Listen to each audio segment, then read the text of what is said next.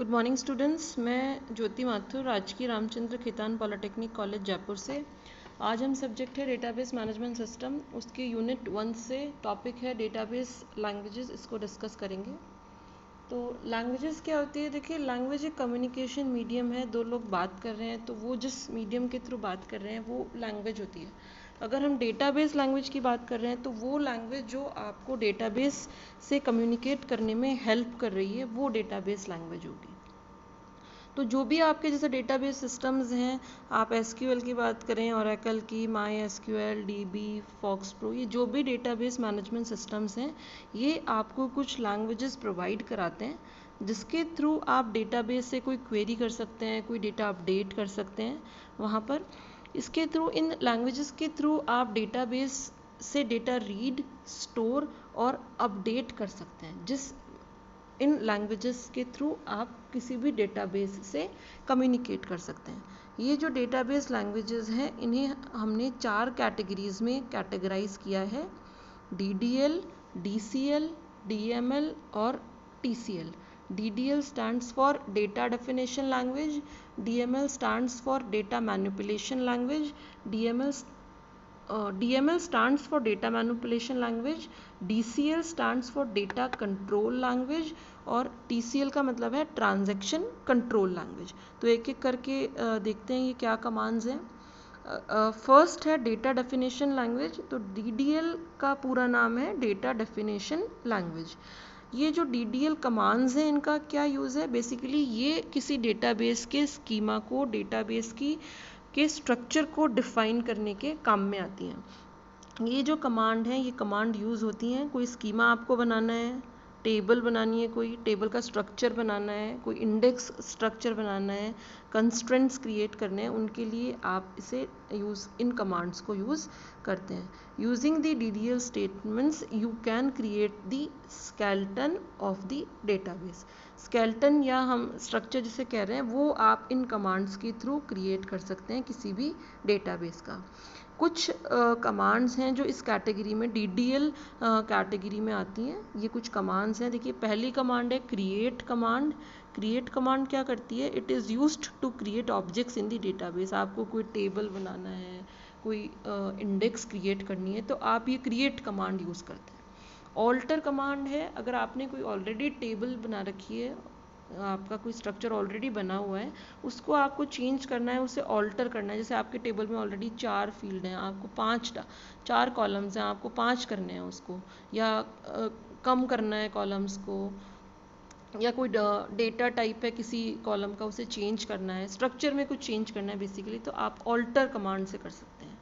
आगे है drop command. अगर आपको कोई भी ऑब्जेक्ट है, ऑब्जेक्ट्स का मतलब कोई टेबल हो सकती है, इंडेक्स हो सकता है, व्यू हो सकता है, किसी को डिलीट करना है आपको, तो आप कमांड यूज़ करेंगे ड्रॉप कमांड। ट्रंकेट का मतलब है it is use to remove all records from a table. Drop command से आपका पूरा स्ट्रक्चर डिलीट हो जाएगा टेबल का, फील्ड्स भी और डेटा भी। लेकिन ट्रंकेट कमांड से जो स्ट्रक्चर है वो तो रहेगा, सिर्फ जो भी रिकॉर्ड्स हैं, आपके डेटा है, वो डिलीट हो जाएगा ट्रंकेट से। अगर रीनेम कमांड की बात करते हैं तो it is use to rename an object. कोई टेबल है, उसका अगर आपने पहले टेबल 1 रखा है नाम, अब आप उसका नाम टेबल 2 करना चाहते हैं तो इस कंडीशन में आप रीनेम कमांड यूज़ कर सकते हैं। कमेंट, जो जैसे आपने सी में single line, multi line comments पढ़े हैं। कमेंट्स वो स्टेटमेंट्स हैं जो एग्जीक्यूट नहीं होते हैं, जो आपके आगे जो आपके डॉक्यूमेंट की या आपके प्रोग्राम की, आपके डेटाबेस की रीडेबिलिटी बढ़ाने के काम में आ रहे हैं, फ्यूचर रेफरेंसेस के काम में आते हैं बेसिकली। तो आप ये कमेंट कमांड लगा के कमेंट्स भी डाल सकते हैं आपके डेटाबेस में।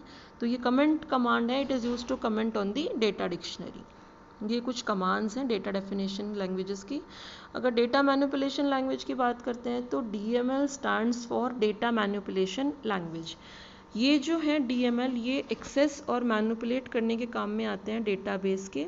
जैसे कोई यूज़र रिक्वेस्ट कर रहा है, वो अपडेट करना चाहता है या कोई इंसर्ट करना चाहता है, तो उसे हैंडल करने के काम में आती हैं ये DML कमांड्स। एग्जाम्पल देखते हैं DML कमांड्स के।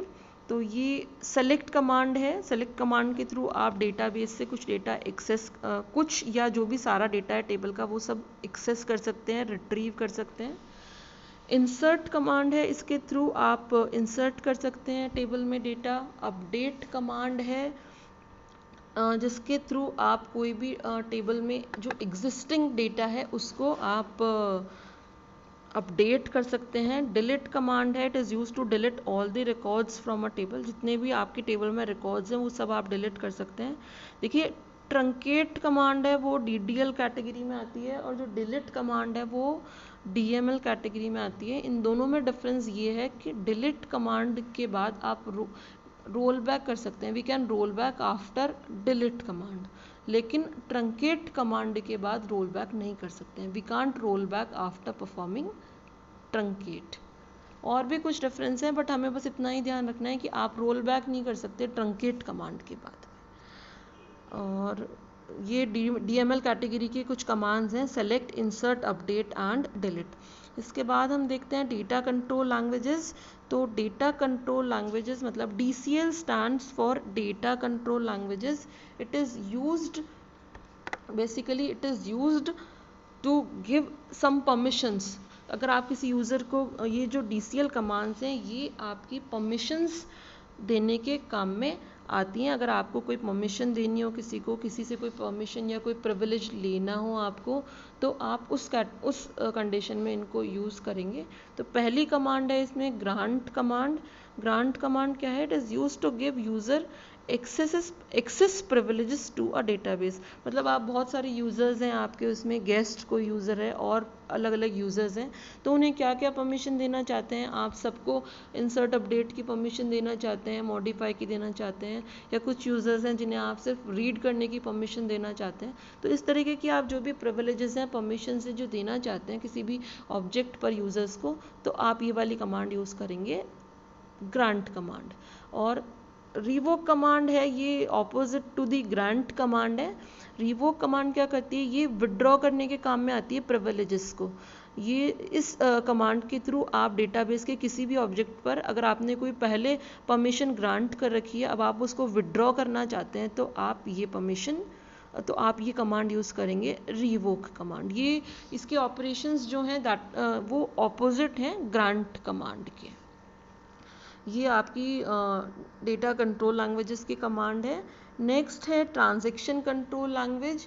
तो अगर इसकी हम बात करते हैं तो ट्रांजैक्शन कंट्रोल के अंदर TCL is use to run the changes made by the DML statements. जो भी DML स्टेटमेंट्स के थ्रू आपने चेंज किया है उन्हें परमानेंट करने के काम में हम इन कमांड्स को लेते हैं। देखिए पहली कमांड है इसमें commit command. It is use to save the transactions on the database. इसमें क्या होता है कि इस कमिट कमांड के थ्रू जो आपके ट्रांजैक्शन ने चेंजेस किए हैं उन चेंजेस को आप परमानेंटली सेव कर सकते हैं। इस कमांड के थ्रू वो ट्रांजैक्शन के ने जो भी चेंज किया है वो परमानेंटली सेव हो जाएंगे। Commit is a transaction control language which is used to permanently save the changes done in the transaction। जो भी चेंजेस किए हैं आपके ट्रांजैक्शन ने किसी भी टेबल में या डेटाबेस में, वो परमानेंटली सेव हो जाएंगे by this commit command. Next command की अगर हम बात करते हैं तो ये है हमारी roll back command. Roll back का मतलब क्या होता है कि मान लीजिए अगर आपका कोई ट्रांजैक्शन वो सक्सेसफुल कंप्लीट नहीं हुआ, तो उस ट्रांजैक्शन ने जो भी टेम्पररी चेंज किए थे वो रोल बैक हो जाएंगे, मतलब वो सेव नहीं होंगे और आपका डेटाबेस अपनी इनिशियल स्टेट में, ओरिजिनल स्टेट में चला जाएगा। तो rollback is used to restore the database to original state since the last commit. Last commit के बाद जो ओरिजिनल इसका डेटाबेस का आपका स्टेट था वापस वहीं चला जाएगा अगर कोई ट्रांजैक्शन आपका सक्सेसफुली कंप्लीट नहीं होता है तो ये कमांड्स हैं आपकी ट्रांजैक्शन कंट्रोल कमांड्स। तो ये बेसिक चार कैटेगरीज हैं डेटाबेस लैंग्वेजेस की, और कुछ कमांड्स हैं जो अभी हमने देखी हैं। ये बेसिक 4 कैटेगरीज देख ली हमने, DDL, DCL, DML और TCL। Thank you.